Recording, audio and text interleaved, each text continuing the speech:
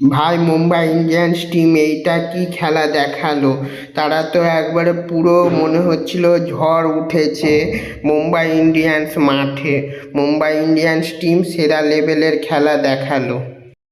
যারা কোনোদিন আইপিএলের প্রথম ম্যাচ জিতেনি, প্রথম ম্যাচ হেরে এসছে, তারা এবার আইপিএলের প্রথম ম্যাচ জিতে দেখালো। আমি ভিডিও করে বলেছিলাম যে এরা এবার আইপিএলের প্রথম ম্যাচ জিতে দেখাবে, কারণ তারা যেরকম টিম তৈরি করেছে, আর সেটাই হলো। ভাই, আমি রোহিত শর্মার খেলা দেখে অবাক। আমি জানতাম রোহিত শর্মা ভালো খেলবে, কিন্তু রোহিত শর্মা তার থেকেও ভালো খেলা দেখিয়েছে। আর একটু খেললে তো সেঞ্চুরি কমপ্লিট হয়ে যেত। আর কোয়ান্টেন ডিকককে আমি রেখেছিলাম, কিন্তু কোয়ান্টেন ডিকক খেললো না, তার জায়গায় রায়ান রিকালটন খেললো, কিন্তু সেও ভালো খেলেছে। মুম্বাই ইন্ডিয়ান্স টিমের ব্যাটিং সেরা লেভেলের হয়েছে, মানে কিছু বলার নাই, সেরা লেভেলের হয়েছে। কিন্তু বলিংটা ভালো হয়নি, আমি বলবো বলিংটা ভালো হয়নি। বলিংয়ে প্রচুর মার খেয়েছে। শার্দুল ঠাকুর খালি ভালো খেলেছে। শার্দুল ঠাকুর এই ম্যাচে 3টা উইকেট নিয়েছে এবং হার্দিক পান্ডিয়া 1টা উইকেট নিয়েছে। আমি বিশ্বাস করতে পারছি না যে এই ম্যাচে জাসপ্রীত বুমরা উইকেট পায়নি।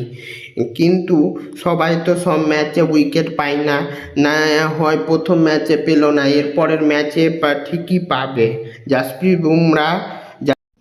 এরপরের ম্যাচে ঠিকই উইকেট পাবে। সবাই যে সব সময় উইকেট পায় তার তো কোনো মানে নাই। 1-2টা ম্যাচ উইকেট নাও পেতে পারে, কিন্তু এরপরের ম্যাচ থেকে ঠিকই পাবে আমার মনে হয়। মুম্বাই ইন্ডিয়ান্স টিমের ব্যাটিং ফিল্ডিং ভালো হয়েছে, কিন্তু বলিংটা ভালো হয়নি। মুম্বাই ইন্ডিয়ান্স টিমের বলিংটা আরও ভালো করতে হবে। আর একটা কথা, ভাবতে পারিনি যে সূর্যা কুমার যাদবকে ইম্প্যাক্ট প্লেয়ার হিসাবে রাখবে।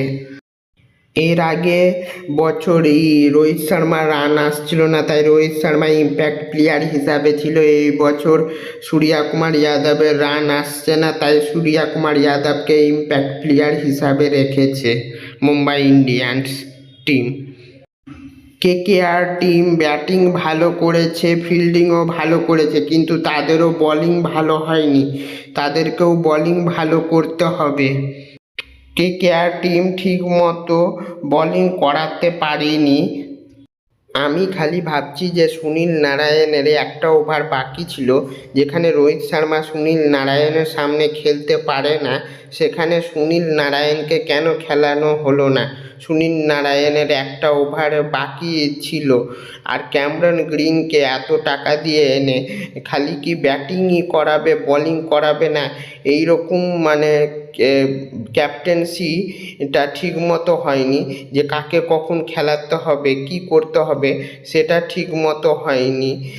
আমার মনে হয় যে ক্যাপ্টেন্সি আরও ভালো করতে হবে, আর ঠিক জায়গায় ঠিক মানুষকে খেলাতে হবে, ঠিক প্লেয়ারকে খেলালে এটা ম্যাচ একটু উত্তেজনামূলক হতো, একটু টান টান হতো।